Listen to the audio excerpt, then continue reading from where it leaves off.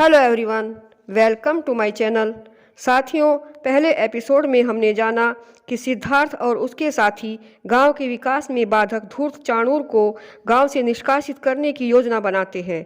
इसके लिए वे विद्यालय में एक आयोजन करते हैं जिसमें चाणूर को आमंत्रित किया जाता है ताकि उसे शास्त्रार्थ में हराकर गांव से भगाया जा सके।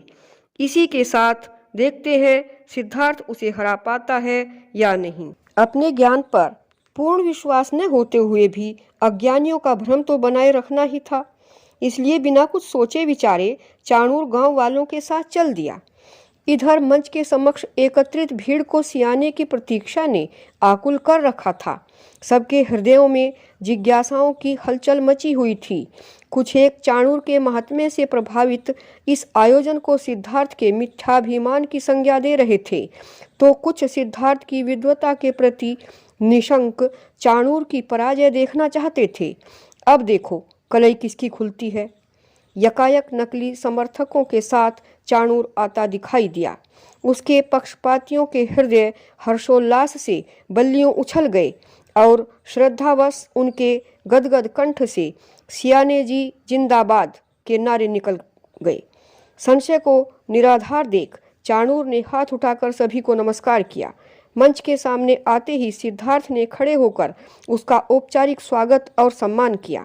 सिद्धार्थ का आशाविहीन आदर सत्कार पाकर उसे भ्रांति हुई कि प्रतिवादी ने दर्शन मात्र से ही अपने शस्त्र चरणों में समर्पित कर दिए और बिना वाद प्रतिवाद के ही विजयी घोषित कर दिया। सगर्व मुस्कराता हुआ वह मंच पर चढ़ा और एकमात्र बिछे आसन पर विराजमान हो गया। जगन्नाथ ने मंच पर आकर भीड़ को संबोधित किया।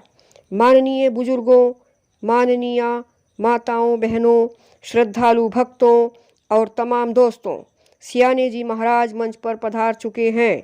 सुना है इनकी तंत्र विद्या और भूत सिद्धियों से अभी तक आप लोगों का उद्धार होता रहा, उपकार होता रहा। मत से यह शैव और वाम के मध्य मार्गी हिंदू हैं। इस मत के संबंध में आप कुछ नहीं जानते, इसलिए इसका कुप्रभाव आप पर पड़ता गया और जब हमने इसके हानिकारक परिणाम देखे तो शास्त्रार्थ के लिए इन्हें आमंत्रित किया ताकि सत्य सामने आए। भीड़ में से किसी ने कहा, सत्य मार्गी तो कठिन से कठिन परीक्षण में खरा उतरता है। इस शास्त्रार्थ में हमारे प्रतिनिधि हैं सिद्धार्थ भैया।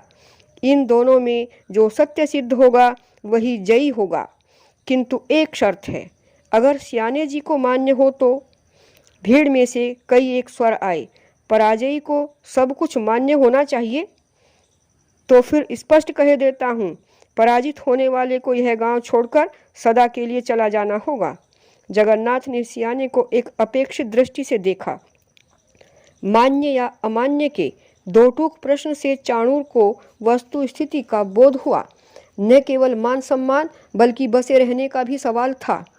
जिस गांव को बड़े यत्न से अनुकूल बनाया, गुजर बसर वैभव विलास की सुविधाएं प्राप्त की, उसी गांव से निष्कासन। शर्त कठिन थी, किंतु इस शर्त को मानने से इनकार भी तो कैसे करें। इनकार करने का अभिप्राय पराजय मान लिया जाएगा।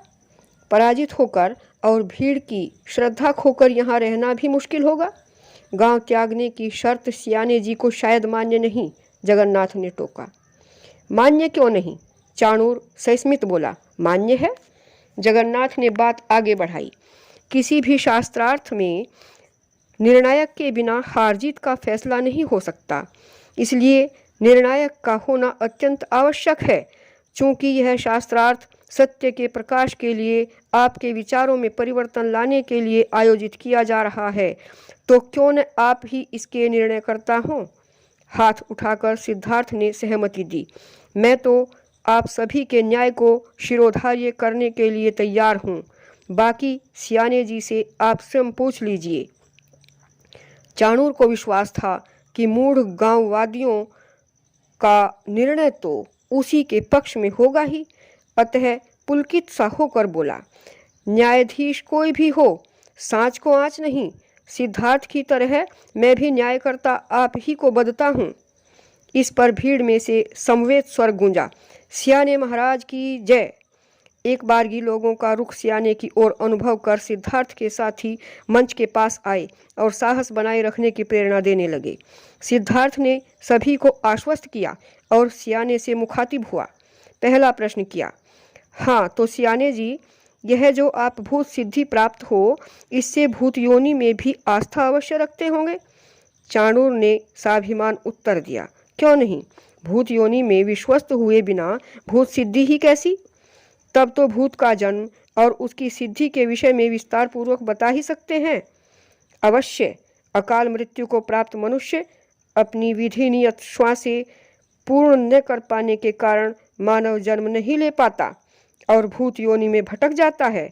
ऐसे ही भूतों को एक मृतक यज्ञ के बाद मंत्र बल से हम अपने वश में कर लेते हैं और यह वशीभूत करना ही भूत सिद्धि कहलाता है।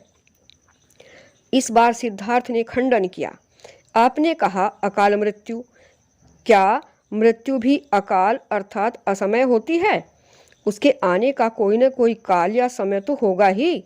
दूसरे, विधि नियत श्वासों से अकालता मापते हो तो विधि नियत श्वास हैं? स्पष्ट कीजिए। तुम विधि नियत भी नहीं जानते? अरे, शील से प्राप्त श्वासों की वह निश्चित संख्या जिसे पूरा करते ही मृत्यु हमारा वर्ण करती है। मनुष्य और अन्य समस्त प्राणी लाचार हैं इस संबंध में। यदि तुम्हें प्राणवायु न दिया जाए तो इन विधि नियत श्वासों से जीवित रह सकोगे सियाने? इस प्रश्न से चाणूर चौकन्ना सा हुआ। यदि रह सको तो प्रयोग करके देखा जाएगा, और यदि नहीं रह सको तो अपनी बात को असत्य मानकर यह सत्य जानो कि जन्म और मृत्यु एक प्राकृतिक अवस्था है, प्राणी नश्वर है, इसलिए जन्मने वाले को मरना ही होता है और इस मरण में श्वासों की संख्या नहीं, प्रकृति और निरोग्यता महत्वपूर्ण कारण है। यदि कोई दुर्घटना न हो तो बिना प्रकृति और निरोग्यता के सहयोग के जीवित रहना असंभव है। चाणूर अवाक रह गया। कुछ श्रोताओं को कौतूहल हुआ और वे मंच के अति निकट आ गए। सिद्धार्थ ने पुनः कहा, सियाने, आपने कहा मनुष्य पुनर्जन्म न पाकर भूत योनि में भटक जाता है, तब तो हमारे ही समान इनके भी समाज होते होंगे और कोई ऐसा भूभाग भी होगा जिस पर इनके आवास की सुविधा, भोजन की व्यवस्था और मनोरंजन की सामग्रियां भी होंगी। इस पर चाणूर ने उत्तर दिया, हाँ, भूत भी समाज बनाकर रहते हैं। अदृश्य होने से हमारे ही भूभाग पर, हमारे ही मध्य, हमारा ही भोजन खा पी कर जीते हैं। रात के घने अंधकार में मरघट में इकट्ठे होकर नाचते गाते हैं। क्या आपने देखा है उनका नाच गाना? एक आध बार नहीं, कई एक बार। और केवल देखा ही नहीं बल्कि उनके बांटे हुए लड्डू पेड़े भी खाए हैं। लेकिन एक बात है, उन्हें तुरंत खा लिया तो खा लिया, अन्यथा सुबह तक वे कोयले और पत्थर बन जाते हैं। सिद्धार्थ सव्यंग मुस्कराया, पर मुझे तो यकीन तब आएगा जब कोई विशेष पहचान बताओगे भूतों की। चाणूर उतावला सा बोला, उनकी एड़ियां आगे और पंजे पीछे की ओर होते हैं। इस तरह आपका झूठ आपके ही वचन से प्रमाणित हो चुका सियाने। जब भूतों को अदृश्य बताते हो तो उनके एड़ियां पंजे कैसे दिखाई दिए? अब जो कहो कि दृश्यमान भी हो जाते हैं तो बताओ किस तरह है? इतना भी नहीं ज्ञात हुआ तुम्हें कि भूत भटकी हुई आत्माएं हैं? यह उनकी इच्छा पर है, वे चाहे तो दृश्यमान हो जाएं, चाहे तो अदृश्य। क्षणिक सोचकर सिद्धार्थ ने पूछा, तो फिर आत्माएं किसे मानते हो? उस अविभाज्य सत्ता को जो काटी न जा सके, जल में डुबोई न जा सके, अग्नि में जलाई न जा सके, जो पृथ्वी और आकाश के तत्व से रहित हो, जो देश और काल की सीमा से परे रहे। जब आत्मा ऐसी है तो निश्चित ही सूक्ष्मतम परमाणु है, जिसे नग्न नेत्र से तो क्या किसी भी यंत्र से नहीं देखा जा सकता। तब उसके दृश्यमान होने की बात भी मूर्खता है। इसलिए भूत को मानना और मनवाना तुम्हारी ठग विद्या का आधार है, धन कमाने की कूटनीति है, तुम्हारा दुस्वार्थ है। फटी फटी सी दृष्टि से देखकर चाणूर बोला, इसका अर्थ हम मूर्ख और स्वार्थी हुए। और तुम भूतों को नहीं मानते तो मत मानो, लेकिन हम कैसे न माने जबकि मंत्र बल से वे हमारे वशीभूत हैं। सिद्धार्थ ने व्यंग्य किया। अब यह भी बता दीजिए सियाने जी, वे मंत्र हैं कौन से? वशीकरण के मंत्र, भूत ही क्या, मैं किसी को भी वश में कर सकता हूँ। मंत्र की शक्ति से कुछ भी घटा बढ़ा सकता हूँ। जब मंत्र के उच्चारण भर से कुछ भी घटा बढ़ा सकते हो तो भिक्षा और सिद्धा क्यों मांगते फिरते हो? धन संपदा बढ़ाकर सुख क्यों नहीं भोगते? निरुत्तर होकर चाणूर ने उसे लाल लाल आंखों से घूरा, किंतु अविचलित सिद्धार्थ ने अगला प्रश्न किया, अच्छा एक बात और बताओ सियाने, मंत्र से क्या अर्थ समझते हो? यह तो तंत्र शास्त्र का विषय है। हृदय से दुर्बलाए हुए चाणूर ने बचना चाहा। तांत्रिक भी तो हो तुम, तंत्र और तांत्रिक को ही परिभाषित करो। तो क्या हम व्यर्थ के अर्थ निकालते फिरते हैं? अपनी विद्या में परिपूर्ण हैं हम। हमारा ज्ञान सैद्धांतिक भी है और रचनात्मक भी। सिद्धार्थ ने दृढ़ स्वर में चेताया, चालाक बनने की कोशिश मत करो सियाने। इन निर्णायकों के समक्ष मेरे प्रश्नों का उत्तर देना ही होगा, नहीं तो हार मानकर निर्धारित शर्त का पालन करो। चाणूर खिसियाना सा हो गया।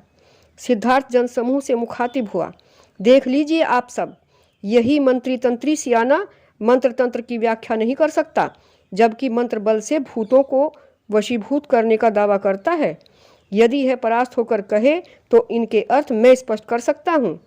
कुछ सहानुभूतिकों की आवाजें आई, यथा बोलो भगत, सिद्धार्थ की बात का जवाब है तुम्हारे पास, कुछ तो कहो। विवश होकर चाणूर को कहना पड़ा, तुम ही समझाओ तो फिर। तो समझो सियाने, मंत्र अर्थात विचार अर्थात शब्दमय। मंत्रणा का अर्थ है विचार करना और मंत्री का विचारक। तंत्र अर्थात क्रिया या उपाय। तंत्रणा के मायने हैं क्रियान्वयन करना और तंत्री या तांत्रिक के क्रिया करने वाला। यंत्र अर्थात मंत्र द्वारा किए तंत्र का परिणाम। यंत्र अर्थात मशीन चलाने की क्रिया को यंत्रणा कहते हैं और यंत्री या यांत्रिक का तात्पर्य होता है यंत्रणा करता।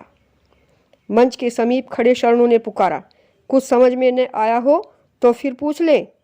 सिद्धार्थ ने अपना कथन जारी रखा, इसी के साथ यह भी जान लो कि मात्र उच्चारण किए मंत्र से कोई द्रव्य उत्पन्न नहीं होता। बौखलाए हुए चाणूर के मुख से अनायास निकला, होता क्यों नहीं, होता है। इसीलिए मंत्र की मार से किसी को भी भस्म किया जा सकता है, शाप के मंत्र से किसी का भी सर्वनाश किया जा सकता है। क्या तुम भी जानते हो ऐसे निकृष्ट मंत्रों को? जानता तो हूँ, पर प्रयोग में लाने को मत कहना, वरना मैं भस्मीभूत हो जाऊंगा, है न? देखो मुझे क्रोध मत दिलाओ नादान लड़के, चाणूर ने भयभीत करने के लिए धमकी दी। परंतु प्रबुद्ध सिद्धार्थ डिगा नहीं, उल्टे गरज कर बोला, ऐसी बात है तो पूरे क्रोध में आकर मुझे भस्म कर दे चाणूर, ताकि गांव वाले मेरे आत्मीय भी देख लें कि मंत्र से निकली हुई आग पहले तेरी जीभ को जलाती हुई तुझे ही भस्म करती है। चाणूर को ठगा सा देखकर भूदेव ने खिल्ली उड़ाई, अरे टुकुर टुकुर क्या ताक रहा है, लगाने आग, पढ़ने मंत्र। किशन हंसा, नानी तो वैसे ही मर गई बेचारे की, अब मंत्र वंत्र क्या खाक याद रहेगा। सिद्धार्थ ने कहा, हाँ, मंत्र से तब भस्म किया जा सकता है जब उसकी तंत्रणा करके किसी ऐसे यंत्र का आविष्कार किया जाए जो अग्नि लगा सके, समझे बेटा गधे।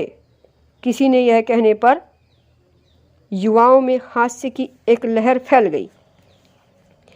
तदोपरांत जनसमूह को संबोधित किया सिद्धार्थ ने, देख लिया आपने अपने श्रद्धा पात्र सियाने का ज्ञान विज्ञान, इसी के प्रति समर्पित थे आप, पर इसमें आपका लेश मात्र भी दोष नहीं।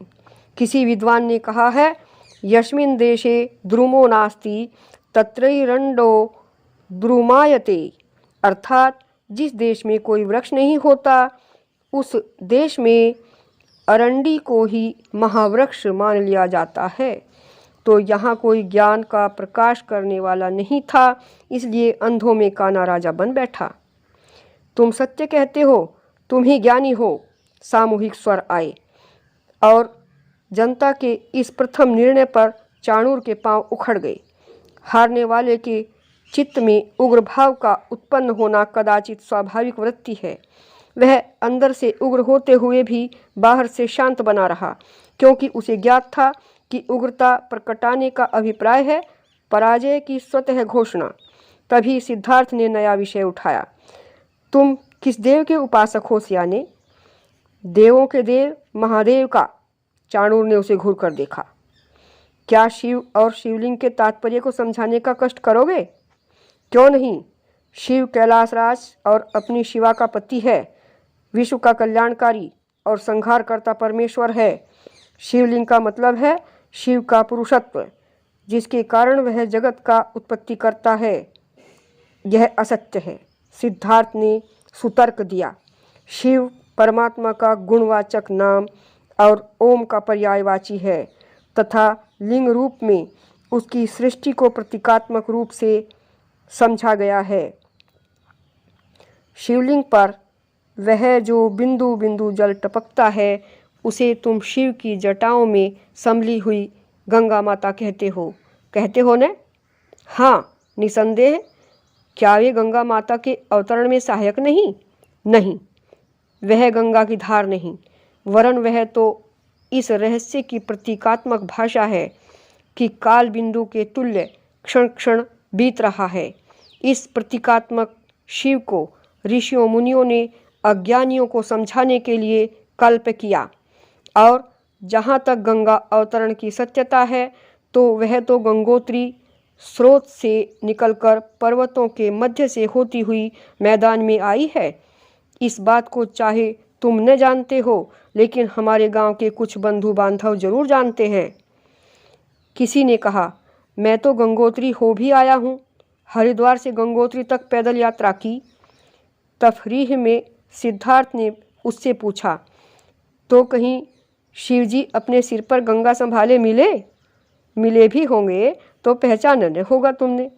जटाओं की खुली बिखरी लटाएं और गले में लिपटे काले विषैले सांप। हास्ययुक्त वही स्वर पुनः आया, मखौल मत कीजिए, मैं कोई दूध पीता बच्चा हूँ। यह उद्दंडता देखकर चाणूर अत्यावेशित हो उठा। दूध पीते बच्चे तो हो ही, तुम जैसे भक्तों और अनाड़ियों को शिवनाथ भला यूं ही दर्शन दे देते? सिद्धार्थ ने तपाक से प्रश्न किया। आपने तो पाए ही होंगे सियाने जी। चाणूर सक पकाया, परंतु अवसर पीठ दिखाने का नहीं था, इसलिए झूठ का सहारा लिया। अवश्य, हम उनके परम भक्त हैं। हमें ही दर्शन न देंगे तो किसे देंगे? दर्शन यहीं देने आए थे या तुम खोजते फिरे? हमने भी खोजा, उनकी भी अनुकंपा थी। तो फिर शीश पर थमी गंगा नदी भी देखी। एक झूठ के कारण अगला भी बोलना पड़ा। हाँ, देखी। धन्य हो, उसी शिव के महाभक्त होने के नाते एक बाल्टी पानी अपने बालों में रोक कर दिखा सकते हो? और उत्तर की प्रतीक्षा किए बिना सिद्धार्थ ने उठकर घोषणा की, अभी आपके सामने सियाने जी अपने बालों में बाल्टी भर पानी थामकर अपने आराध्य देव के प्रताप को दिखलाएंगे। इस बार चाणूर का साया दमित क्रोध प्रस्फुट हो उठा। वह भी उठकर उच्च कंठ से बोला, हम इस ढीठ युवक से तर्क वितर्क नहीं कर सकते, क्योंकि यह कुतार्किक और नास्तिक है। हमारी गूढ़ धार्मिक बातों को वास्तविक अर्थ में समझना इसके वश में नहीं। आपने अभी अभी देखा ही है कि बालों में बाल्टी भर पानी थामने की तुच्छ बात कहता है। यह हमें और हमारे शिव की महिमा को क्या जाने। शरणु ने उसे ललकारा, जानते नहीं तो जनाकर दिखाओ न, तब जाने। किंतु चाणूर ने अपेक्षा करके अपील की, सारा गांव साक्षी है कि मैंने यहाँ कितने उद्धार के काम किए हैं। सिद्धि के तेज से भूत प्रेतों को झाड़ा है, और यह निर्बुद्धि निरज्ञ भूत प्रेतों को मानता ही नहीं। बीमारों को कुशल ही नहीं किया मैंने, बल्कि मृतकों को जिलाया भी है। गिनाने को तो अनगिन सत्कर्म गिना सकता हूँ, पर मैं अपने मुँह मियाँ मिट्ठू नहीं होना चाहता। और फिर वह यथास्थान बैठ गया। साथियों, अगले एपिसोड में देखते हैं चाणूर का क्या होता है। अगर आपको यह कहानी अच्छी लगी हो तो इसे लाइक कीजिए, शेयर कीजिए, सब्सक्राइब कीजिए, और अगर कोई प्रश्न हो तो कमेंट कीजिए। पूरी कहानी सुनने के लिए धन्यवाद।